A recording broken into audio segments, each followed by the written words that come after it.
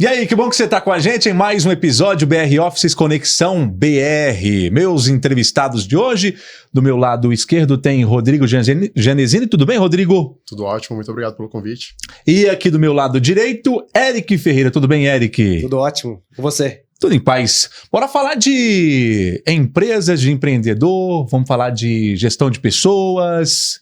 Eu estou aqui com o Rodrigo, que é cofundador e co-CEO do Cidadania Foiô, não é, Rodrigo? Exatamente. Hoje o Grupo Foiô, né? A gente tem alguns outros negócios atrelados ao grupo, mas é isso, criamos a empresa para poder ajudar o reconhecimento de ítalos-descendentes, posteriormente de eurodescendentes, de algumas outras nacionalidades além da Itália, para poder alcançar o seu sonho de ter a sua reconexão com a sua cidadania europeia. E eu falo a cidadania ou cidadania? A cidadania Foiô começou por um problema seu, pessoal, Isso. E aí você teve a ideia. Acho que 90% dos negócios que dão certo começa de um problema de quem abriu a empresa. Uhum. A gente passou por um problema pessoal, a gente tentou fazer o processo de reconhecimento de cidadania italiana. Foi um processo muito árduo, assim, a gente ficou praticamente 10 anos executando o processo, enfim, várias empresas que a gente viu no meio do caminho, várias fraudes acontecendo, várias empresas que não eram tão sérias. E quando finalmente nosso processo saiu, a gente falando disso com alguns amigos, eles falaram, cara, se você acha que faz melhor, faz você.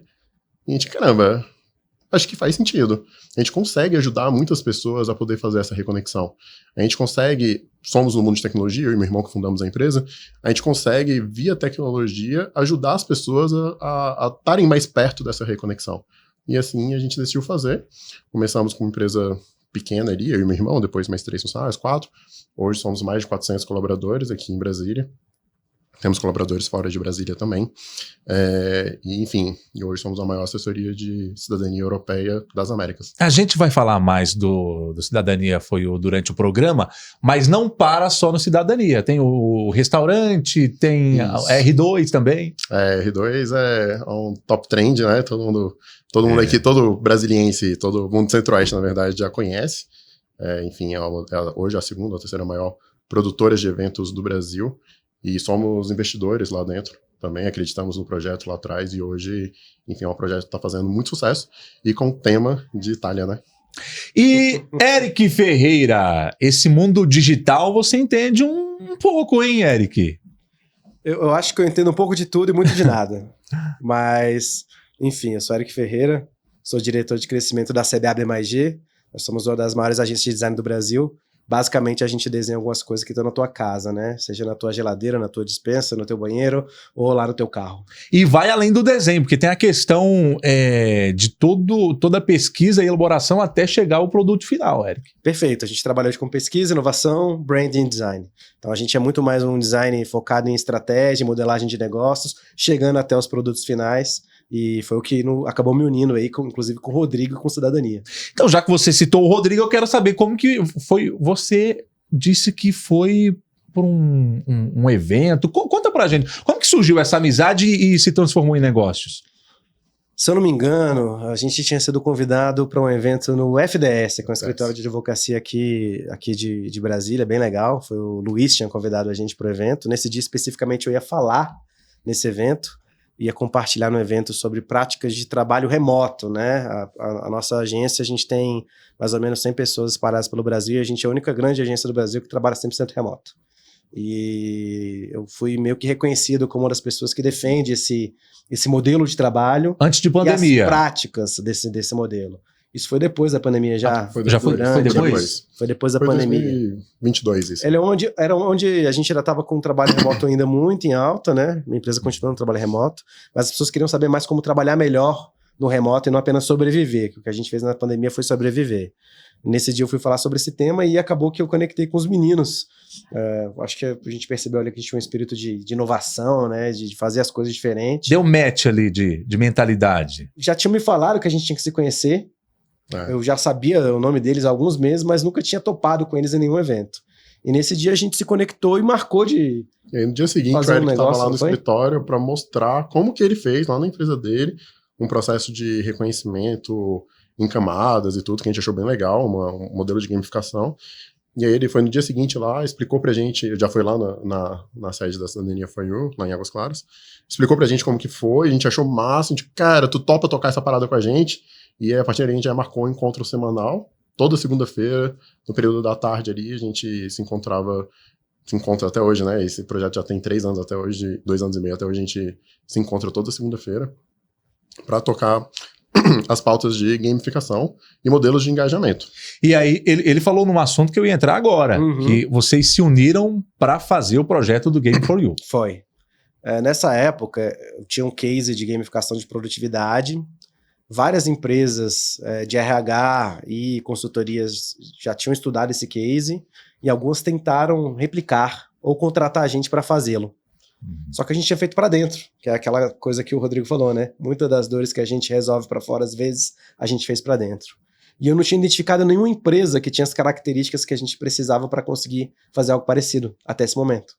Que era assim, a autonomia dos sócios para tomar decisões difíceis, de colocar parte do faturamento em jogo para as pessoas poderem receber, de conseguir realmente desenvolver tecnologia para colocar as regras para rodar. E quando eu conheci os meninos, eu até falei para o Rodrigo assim que, olha, eu acho que vocês talvez não consigam ir no ritmo de toda semana a gente tocar essa pauta, talvez seja melhor a gente tocar de 2 em 2 semanas. Ele falou assim, Eric, não tem nem chance da gente tocar nisso só em 2 semanas, a gente tem que fazer semanal, pra gente ter ritmo e pra gente ser do outro lado. No começo a gente ainda queria 2 vezes por semana. Era, só que eu falei, ó, melhor ter ritual. E não é que deu certo, né, Rodrigo?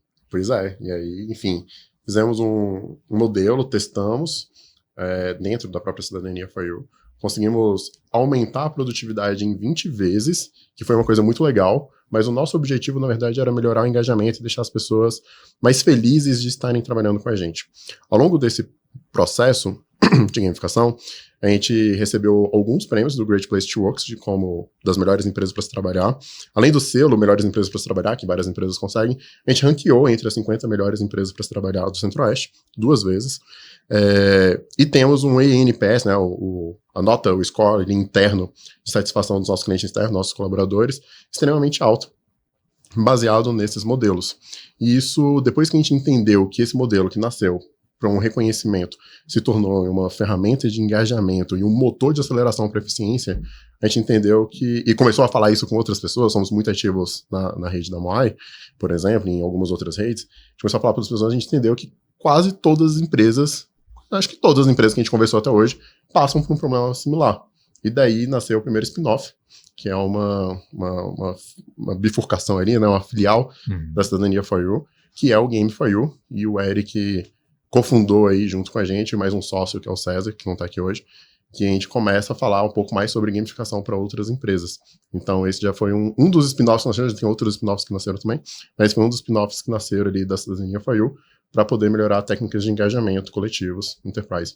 E Eric, você me perdoe, o nome da sua CBA. agência, CBA, a CBA, é um reconhecimento internacional, por gentileza, pode comentar. A CBA é uma agência internacional, global, e a CBA-B+G é o braço dela na América Latina. Eu sou sócio desse braço na América Latina, né?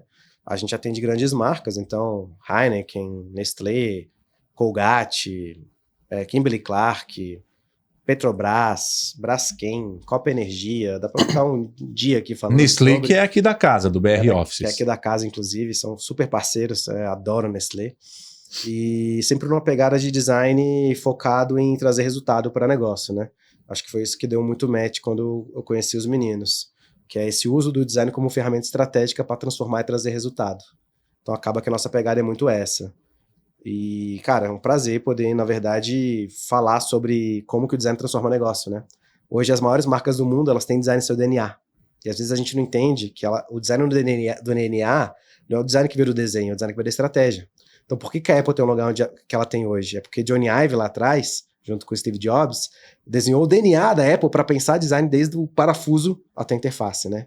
E o que eu tento levar às empresas hoje é justamente isso. Mesmo que você seja pequeno, né, médio, grande, você sempre pode contar com o pensamento do design para, a partir do entendimento das pessoas, conseguir construir diferencial para o seu negócio. E o legal no caso do game é que foi um negócio que a gente entendeu as pessoas de dentro para construir diferencial do negócio, né? Isso. E vamos entrar um pouquinho para a gente falar do Cidadania For You aqui, Rodrigo? Uhum. Me fala aí, a sua família de origem italiana você queria ter a cidadania italiana, você falou que demorou pra caramba. Conta pra gente aí. O processo de cidadania, ele é um processo de cidadania italiana, ele é um processo complexo, porque normalmente a gente não está falando de um ancestral muito próximo.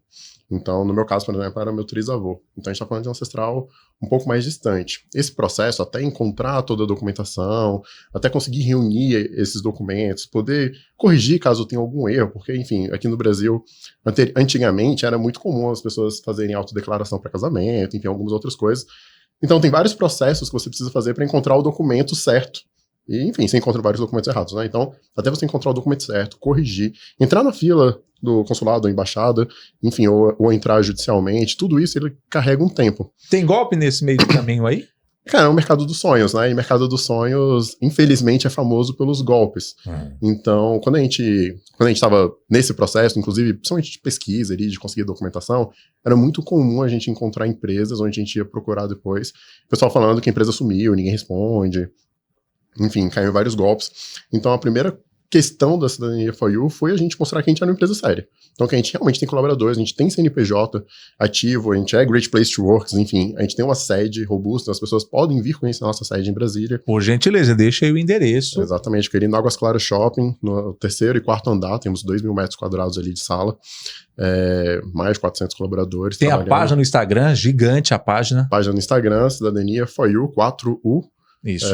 @Cidadania for you, e, enfim, isso fez com que a gente conseguisse colocar esse diferencial, imprimir esse ritmo diferenciado no mercado e pudesse, enfim, trazer reconhecimento da cidadania para diversos italodescendentes. E lá, quando você quis com o seu irmão, não tinha essa assessoria, não tinha quem entendia de mercado para ajudar.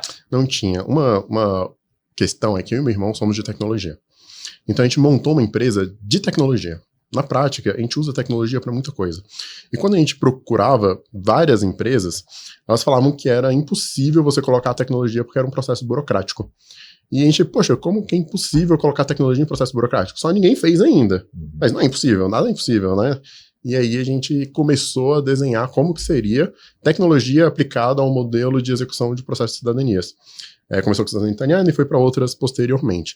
Então, na verdade, o que foi o grande diferencial foi a gente colocar bastante tecnologia para melhorar a chance de êxito. E aí, quando eu falo chance de êxito, de mais de 40 mil processos que já passaram, a gente nunca perdeu nenhum processo. Então, quando eu falo de usar tecnologia para melhorar a chance, no nosso caso, até hoje, garantiu 100% de assertividade. Então, a gente tem bastante certeza do que a gente está fazendo, por causa que a gente tem bastante tecnologia para poder trazer esse conforto de leitura de documentação, de interpretação de legislação e diversas outras frentes. E o prazo que a Cidadania for you reduziu, se fosse fazer por conta própria, é gigante, né? A minha cidadania demorou 10 anos. Então, enfim, hoje a gente tem processo de cidadania lá que saiu em menos de 1. E quais são os países que dá para... Então, vários países têm. Hoje a gente atende Itália, Portugal, Espanha e Alemanha. São os países que a gente está fazendo, mas existem outros também que estão aí que a gente está desenhando para saber se a gente faz ou não. E atendemos o Brasil como cliente de passagem, ítalo-descendentes, luso-descendentes, espanhóis e alemães que estão aqui no Brasil e também na América do Sul. A gente tem alguns clientes também, uruguaios, argentinos, para fazer o processo de cidadania europeia. E não necessariamente a pessoa precisa morar no país para ter a cidadania. Isso, exatamente. Existe o processo tanto administrativo quanto judicial, que ele é descentralizado. Então, falando da Itália, que hoje é o processo que mais movimenta pessoas, tem como você fazer através da embaixada aqui em Brasília ou através dos consulados descentralizados nos estados, aí eles têm as suas áreas de atendimento, ou fazer judicialmente dentro da Itália, caso esses consulados não consigam atender o seu prazo, o seu tempo, enfim, por algum impedimento administrativo.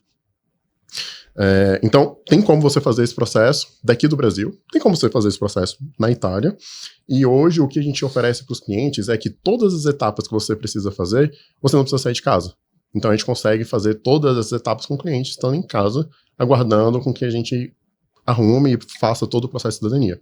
E aí, obviamente, o que fica a cargo do cliente é poder comprar alguns bons vinhos italianos, ou português, ou espanhol, ou alemão, e poder viajar para a Europa e poder fazer uma Eurotour ali, e poder viver, enfim, poder deixar isso de herança para os seus filhos, ou como vários que a gente conhece também, abrir negócios e poder começar usufruir um pouco mais da cultura europeia, principalmente da Itália ali, onde a gente tem vários negócios que já foram abertos para lá, para poder utilizar da sua cidadania. Falando em abrir negócios, Eric, você notou aí uma diferença de... Vou colocar a pandemia, um marco nessa gestão de marketing, de divulgação de marcas, das empresas? O que você pode contar para a gente? Uma mudança de um tempo para cá. A mudança principal, no meu ponto de vista, e que a gente vê pelos clientes, é porque a pandemia acelerou a adoção de comportamentos digitais há alguns anos. Uhum. Do ponto de vista de consumo, e-commerce cresceu muito, né? Então, muitas pessoas que antes não compravam no e-commerce, não faziam nem compra nem Amazon, nem mercado, hoje em dia consideram isso um canal normal.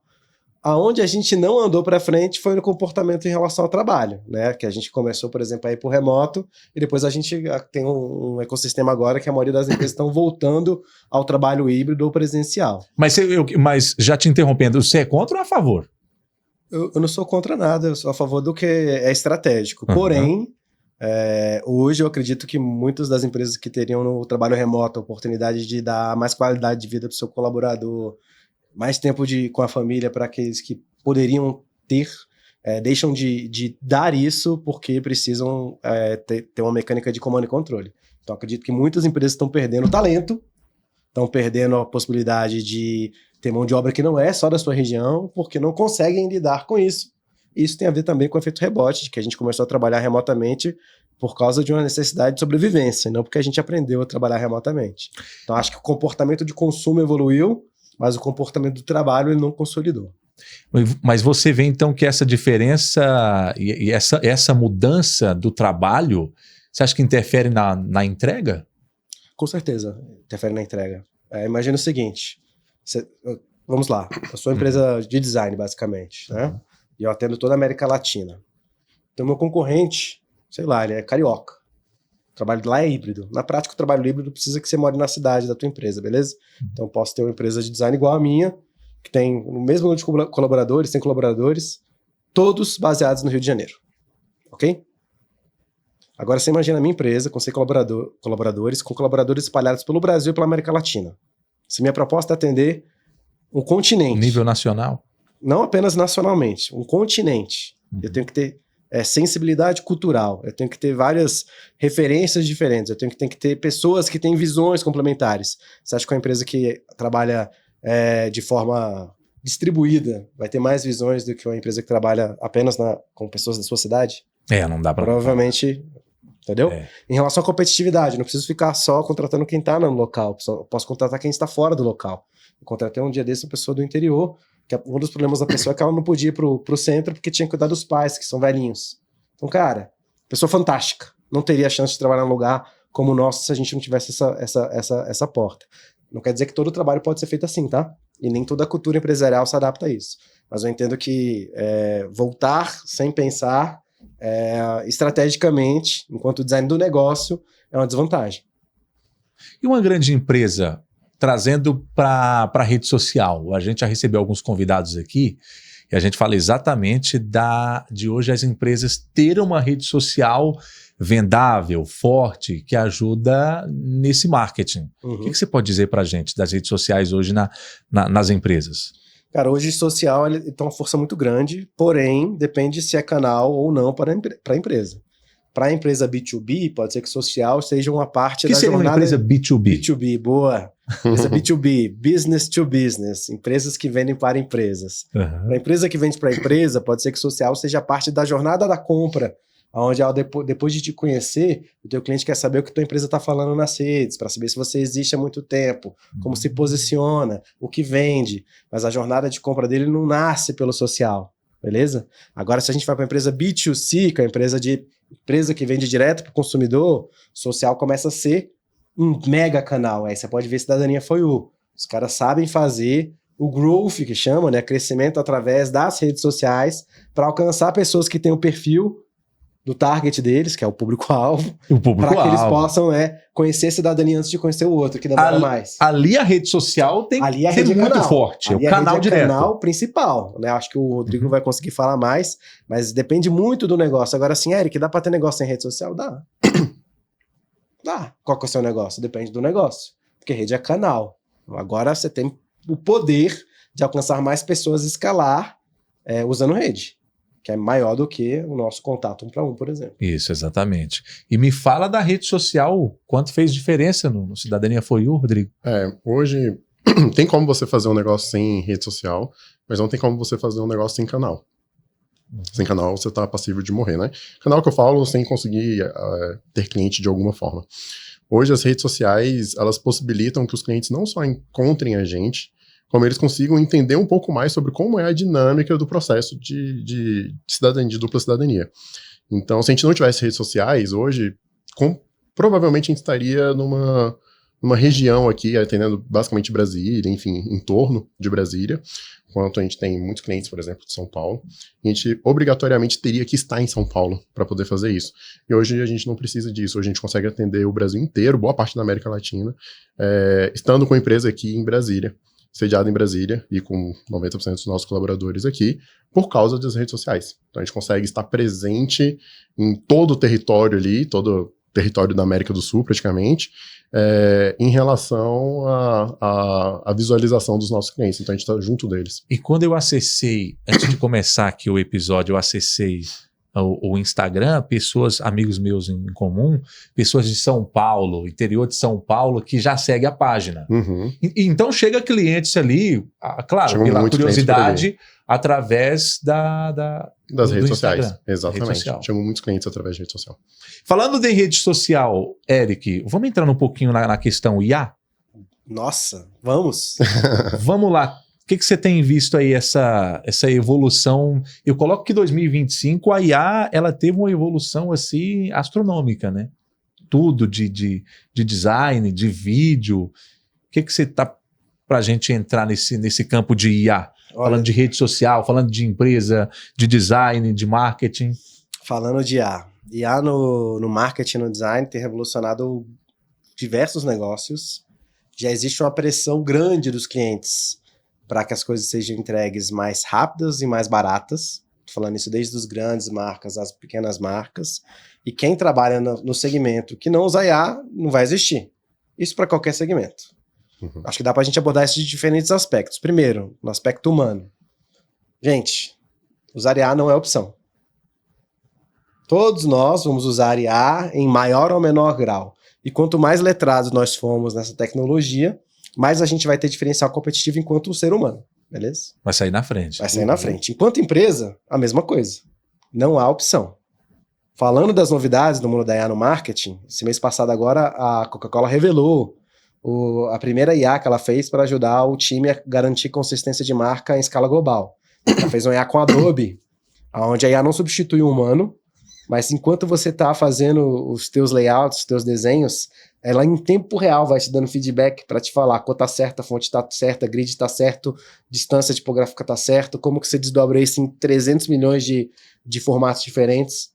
Então a Coca-Cola acho que é um exemplo legal de como que a gente pode manter o olhar humano no uso da IA no marketing, mas dando escala e consistência, usando a IA para fazer aquilo que para o ser humano é muito chato fazer. Então você imagina lá o carinha que tá lá no Camboja fazendo 325 anúncios para Coca-Cola em 500 formatos diferentes. Esse cara não precisa mais fazer tudo dos 325. Não. Ele programa como que vai ser o key visual da campanha, ele valida com a IA e a ajuda a desdobrar. Então acho que esse é um uso poderoso da IA pro marketing. E assim, é difícil ter bola de cristal para prever o que vai acontecer, mas o jogo está mudando e eu acredito piamente que só existe jogo para quem estiver adotando a tecnologia.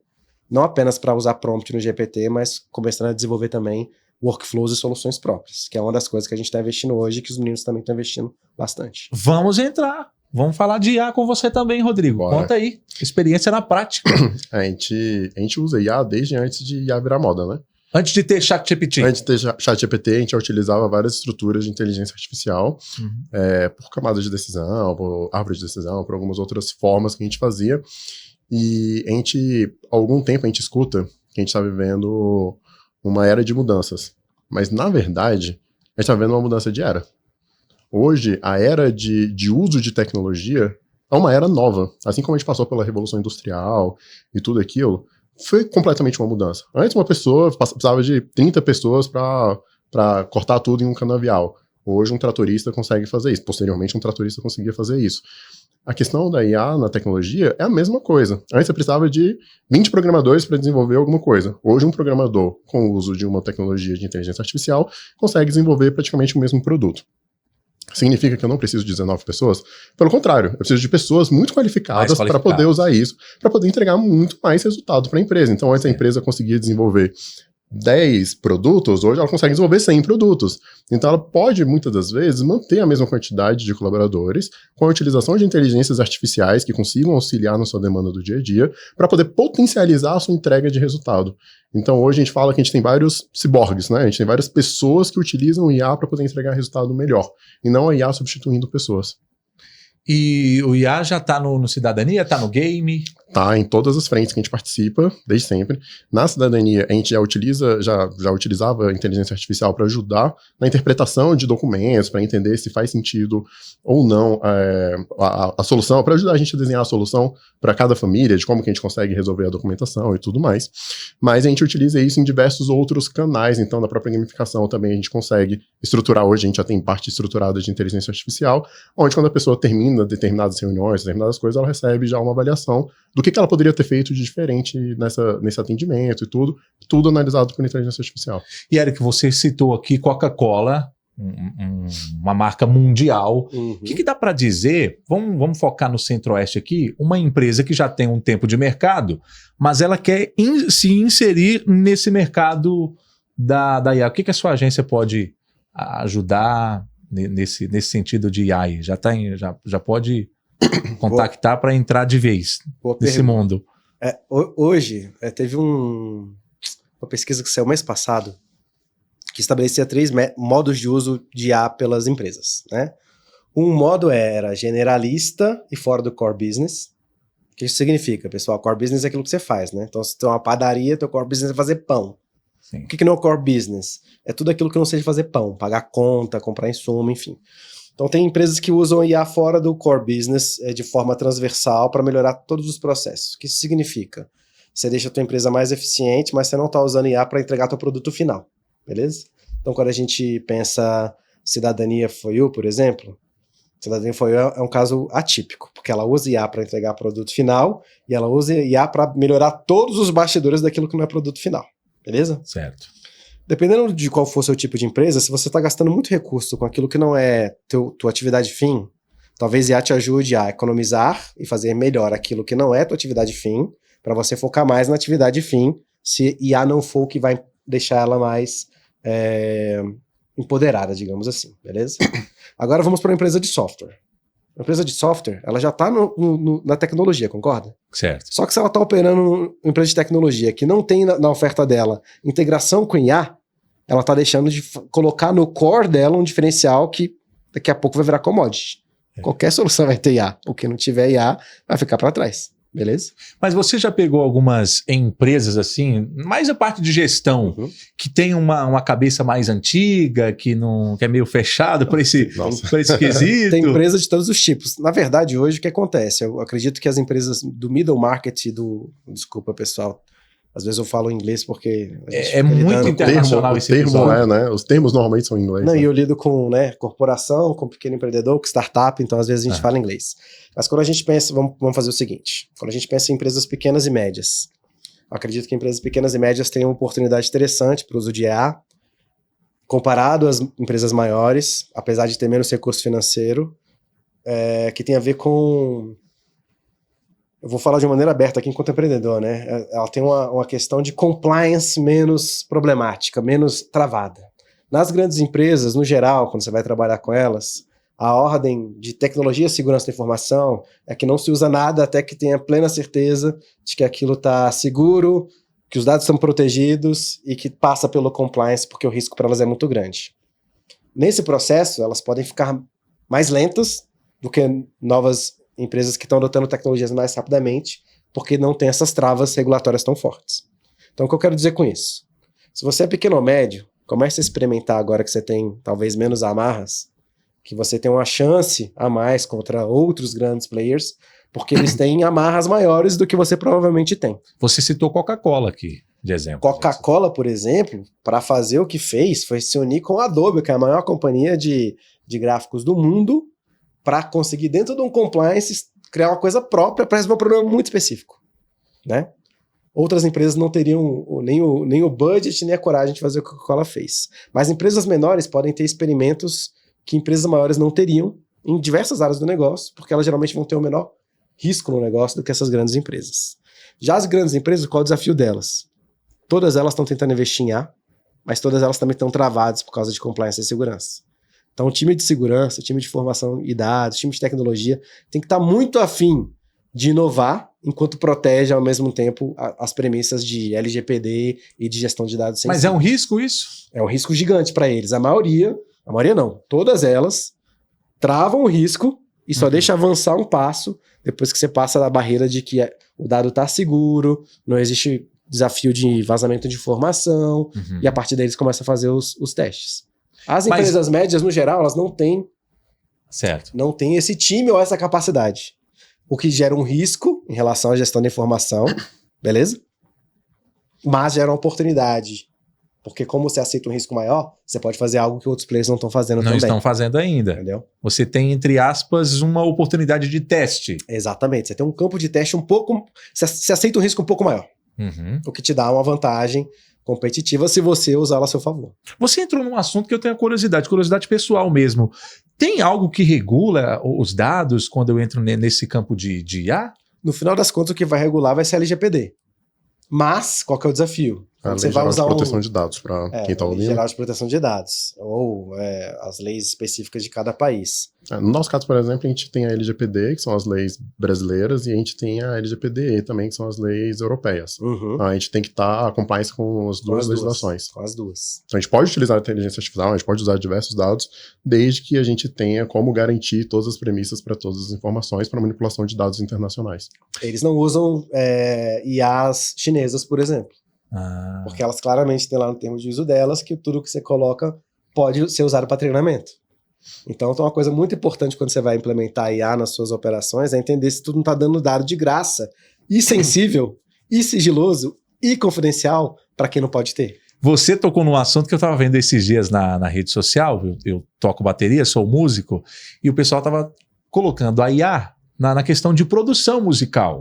E ainda alguns produtores não tinham essa resposta de saber que eu utilizei aqui a bateria, o teclado, eu não sei se daqui a um tempo a IA vai cobrar como eu coloquei a bateria dela, que ela é também a autora da música. Hoje acho que não tem isso, né, Érica? Acho que hoje hoje as empresas... Hoje ainda não tem ainda. Mas, assim, não tem sobre isso, porque quando você usa inteligência artificial para você criar algo, você é o dono desse algo intelectualmente. Em contrapartida, tem várias inteligências artificiais que utilizam ela aprende, né? Então, às vezes eu peço para ela utilizar a voz, ela utiliza, por exemplo, a sua voz, para poder ser o músico da minha banda, que você não tá sabendo. Não tô sabendo. Aí eu tenho um problema de direitos autorais, enfim. Qual que é o país? Tem um país europeu que está tentando gerar copyright para a sua imagem e para a sua voz. Para que não possam, né, copiar os seus atributos sem a tua autorização, justamente para lidar com essa questão. A gente teve um problema aí com a OpenAI imitando a voz da Scarlett, por exemplo, né? A Scarlett Johansson, que ficou famosa por fazer a voz do companheiro digital no filme Her. Vocês lembram desse filme? Ela. Era um filme com o Joaquin Phoenix, onde ele ficava apaixonado pela IA dele. O Sam Altman, esperto, pensou, vou pegar a mesma voz que fez a voz da IA nesse filme, vou colocar no ChatGPT para gerar um certo burburinho. Scarlett negou o pedido. Eles iam pagar para Scarlett Johansson ser a voz do sistema. Ela negou o pedido e eles colocaram a voz de outra pessoa que era muito parecida com ela. Não era a voz dela.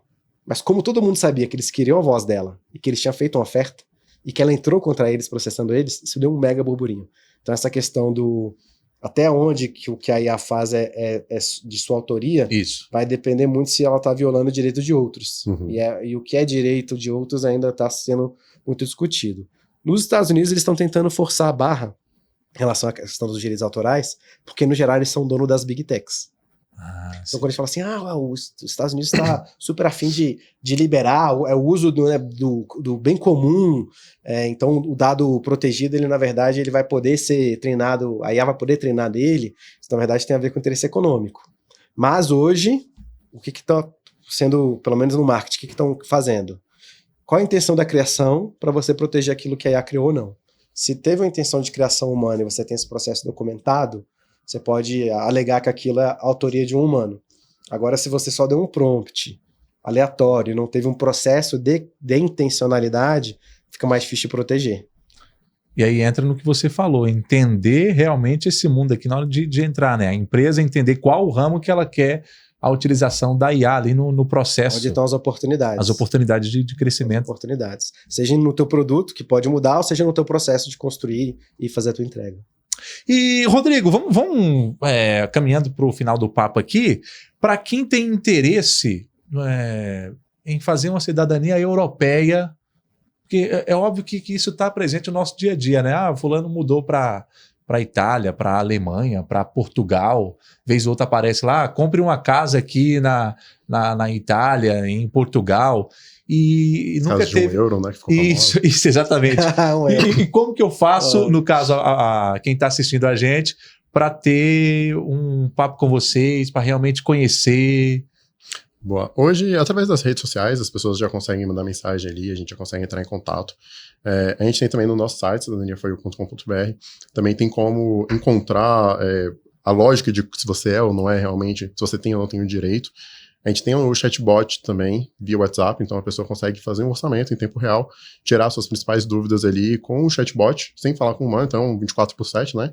A todo momento funcionando, e pode conversar com alguns dos nossos especialistas também para tirar dúvidas mais pontuais, enfim, poder ter esse sentimento mais próximo, esse calor humano um pouco, para poder entender como que funcionaria o seu processo até a finalização e quais os principais benefícios também. A questão de grau parentesco, como você utilizou, isso ajuda na cidadania? Ajuda, depende da cidadania. Quando a gente está falando, por exemplo, de cidadania portuguesa, a gente está falando que você pode ir até o seu avô. Até o avô da última pessoa viva. Então, por exemplo, seu pai está vivo e o seu bisavô é o português, você pode fazer a cidadania, e considerando que está passando pelo seu pai, você pode fazer a cidadania do seu pai, posteriormente a cidadania iria para os filhos e netos do seu pai, a gente consegue fazer alguma escadinha. A Espanha também tem uma legislação parecida, só que uma legislação temporária. Ela, por si só, ela dá direito aos filhos, mas temporariamente, por causa de uma lei da memória democrática, uma lei temporária de 2 anos, que esgota agora em outubro desse ano, ela está fazendo processos até netos também. Para a Espanha? Para a Espanha, cidadania espanhola. A alemã já muda um pouco a regra, o alemão quando veio para o Brasil aí não tem exatamente uma quantidade de gerações, mas ele tem que ter feito a declaração de que ele veio para o Brasil, tem algumas regras específicas para saber se tem ou não tem direito. A italiana é uma das mais permissivas, diga-se de passagem, embora seja bem complexo de fazer a comprovação, não existe hoje uma linhagem travada. Em contrapartida, recentemente tem trafegado enfim, teve uma lei que foi aprovada agora pelo parlamento, que está em análise judicial, onde eles querem limitar isso para 2 gerações. Então, seria parecido com a portuguesa ali, de você poder fazer até o avô da última pessoa viva, só que sem a retransmissão automática, como na portuguesa, sem a possibilidade de retransmissão. Isso já foi aprovado, isso já está em vigor, mas está sendo analisado pelo judiciário, porque tem diversos indícios ali que poderiam estar sendo de inconstitucionalidades, de uma lei que não foi devidamente feita da maneira certa que deveria ter sido feita. Então isso ainda está em alguns trâmites, mas a via judicial ainda continua sendo uma via válida. E é por isso que pode chamar no direct do Instagram, Pode, claro. Cidadania 4U, 4 numeral, no Instagram, Cidadania For You, para falar com toda a equipe. A equipe, você me falou que a equipe hoje tá grande, né? São mais de 400. Mais de 400 pessoas. E atendendo todo o Brasil, né? Não é restrito ao Centro-Oeste. Isso, hoje todo o Brasil. Inclusive brasileiros fora do Brasil também a gente atende. A gente tem muitos brasileiros que moram fora do Brasil, que têm o sonho de viver a cultura europeia como um todo e que querem essa reconexão e que a gente atende eles também com esse processo. E Eric, a gente terminou falando aqui o papo de IA. O empresário que está assistindo a gente e quer se inserir nesse mercado, a sua agência vai dar todo o suporte necessário aí para entrar cada vez mais e entender mais do assunto de IA. Hoje, IA é um adendo dentro do nosso negócio. Acredito que hoje é um diferencial, mas daqui a pouco, para todo negócio, vai ser commodity. Então, quem precisa de ajuda para entender as maneiras de trazer as ideias de IA para o seu negócio, seja no backstage, né, onde você está fazendo ali o inglês realmente, né? Quando eu tento traduzir, ele nem vem. Vai em inglês mesmo. Quando você está no backstage do seu negócio, quando você está pensando no seu produto, existem maneiras de inovar, mas não apenas cunhar, né? Então, assim, a inovação ela depende muito de como que a gente traz novas oportunidades para contextos que, às vezes, uma ideia não estava presente nele. Então, acho que a grande questão é isso. Inovar, IA hoje está na rota da inovação, mas inovar não é só usar IA. Não é só. E usar IA mal usada também é um problema, né? As Gastar pessoas dinheiro. acham que tem que usar IA em tudo. Isso Rasgar ruim dinheiro também. fora. É gastar dinheiro. Você falava de Nestlé, conta mais as empresas que estão no seu portfólio aí. Tem uns que eu não posso falar, né? Uhum. Mas, basicamente, se tu abre tua geladeira, tu abre tua despensa, tu usa qualquer coisa na tua vida, tem alguma coisa que a gente desenhou lá. Então, se você toma sua cerveja Devassa no fim de semana, usa seu creme de leite Nestlé para cozinhar, come seu Kit Kat na hora do seu break, escova seu dentinho com a sua pasta Colgate, lava seu cabelo com seda ou com Nasca, ou se seu cachorro come a ração da Purina, a gente passou por todos esses produtos e marcas, né, ajudando elas a ganharem escala aí nacionalmente e internacionalmente. Eric, obrigado pela presença, espero te receber mais vezes aqui para a gente falar de tecnologia, Vamos. De rede social, de marketing. Supermercado, prazer. Rodrigo, obrigado também pela presença, tá? Eu agradeço demais. E pode deixar suas redes sociais, o contato, fica à vontade. Claro, hoje normalmente eu converso com muitos empresários através do LinkedIn, que é Rodrigo Gianesini, ou através do Instagram, que é R Gianesini. Então o nome é um pouco complexo, né? R, aí Gianesini, aí no Instagram, ou no Facebook Rodrigo Gianesini também. Normalmente é nas redes que eu e o Eric também, enfim, a gente conversa com diversos empresários. Eric, deixa também os seus contatos aí, por gentileza. LinkedIn, Eric Ferreira. Eric, meu, tem letra pra caramba sobrando, então imagino que nos comentários Eric com aqui, com H e CK no final, mas colocando lá Eric com H e CK no final, você me acha. Ou no Instagram também, EricMF. E o Instagram da sua agência? Instagram da CBAB+G, escrito por extenso, ou o site cbadesign.com. E a gente agradece você que acompanhou aqui. Já se inscreva no canal, compartilha, deixa os comentários aqui e até o próximo encontro. Um abraço.